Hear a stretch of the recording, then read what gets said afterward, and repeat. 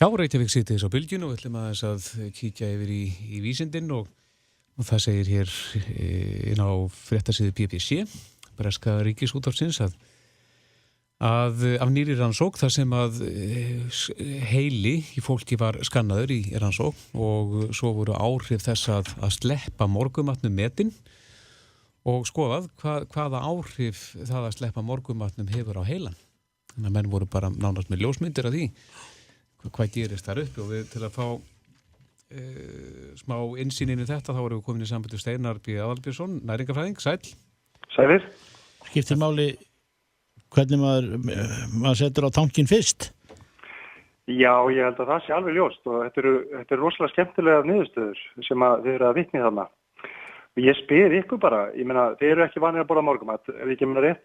Jú, það var þannig, ég er nú búin að taka mig á í því. Já, hvernig líður þér? Mun betur. Já, auðvitað, það er bara þannig.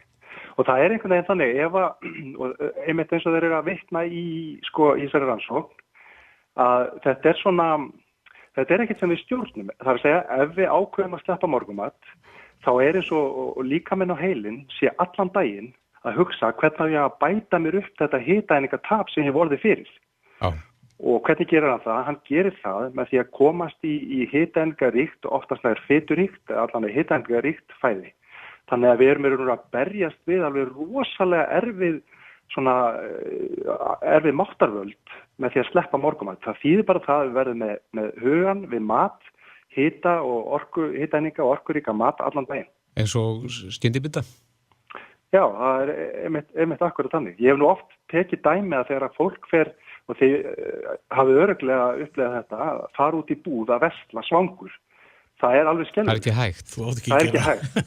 Maður fyllir körfuna á alls konar drasli og hitaeiningaríku fæði og auk þess að kaupir maður alltaf of mikið, þannig að það þýðir bara það að maður hendi mat. Ég hef stundum sagt fyrir fólk, og ég er ekki að mæla með því að fólk gera þetta, en spáið aðeins í þetta, ef við áður en færum út að versla, við færum og fengum okkur svona tiltölulega óholla máltíð, þá get ég lofa ykkur því að það kemur þeim mun hollara onni matarkörfuna þegar við færum að versla. Já. Fólk getur gert þessa tilraun.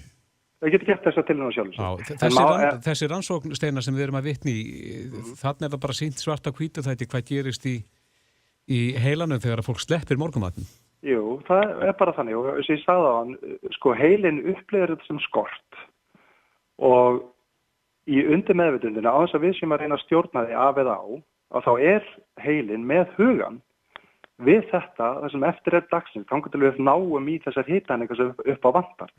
Þannig að það sleppa morgunmat, okkur er engin greið gerður, ekki nokkuð. Þannig að við það að borða morgunmat að þá gætu hugsanlega þeir sem að þjást af offitu eða er að berjast við þyngdina, þeir gætu hugsanlega farið að léttast.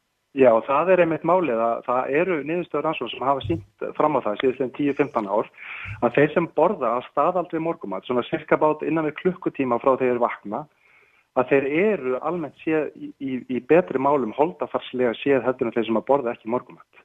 Og ég tek nú oft dæmi í mínum fyrirlestrum og svona að þú ert með gufulest og þú kastar inn í brennsluofnin eldsneyti og það hitnar allt og gufulestin getur farið á stað.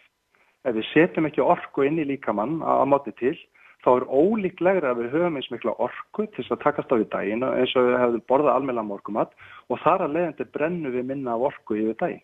Og þess vegna verður það erfiðara ef við borðum ekki morgunmat að halda okkur í réttu holdafari. Eigum að borða svona 5-6 sinnum á dag lítið? Já, mér finnst það ekki kannski lítið en bara hóflegt. Það eru svona eins og hefur oft komið fram, þetta er svona cirka 5-6 máltíðir á dag, 3 svona aðeins stærri, þá er það morgunmatur sem er svona, kannski önnur stærsta máltíð dagsins, yfirleitt er hádegismatur stærstur, og svo koma kannski svona 2-3 inn á milli, sem er þá kannski bara ávöxtur, eða ég hef líka nefnt við ykkur í þættinum, að sá matur sem að kemst fyrir í lóa þessi einstakling sem ræðir, það er ágætið svona millimál. Lokuðum lóa eða opnum? Já, bara svona í handfyllin og Þorgeir, ég veit að þú hugsaðir, já, þá getur fengið mér fullt af súkkulaði, nei, það er ekki þannig. Þetta hollustumatur. Já, ekki lóafyllega súkkulaði. Nei, það getur verið hnetur eða þurrkar ávistir eða einn ferskur ávistur passar svona cirka bát í lófan og þá sjáu þið ef að manneski er lítill, smágerð kona til dæmis, þá ætti hún að vera með minni lóa heldur en til dæmis ég sem er 1,83 á hæð og lóin að mér er þá þeim stærri. Já, þetta eru margslungin fræði en Steinar Bjarðar Björnsson, kæra þakki fyrir þessar upplýsingar. Við skulum reyna þetta betur. Já, endilega Þorgeir, nú ferð þú að borða morgumat. Takk Kristófur fyrir þetta. Já, ég er þetta að byrja en Kristófur Þetta er alltaf að koma.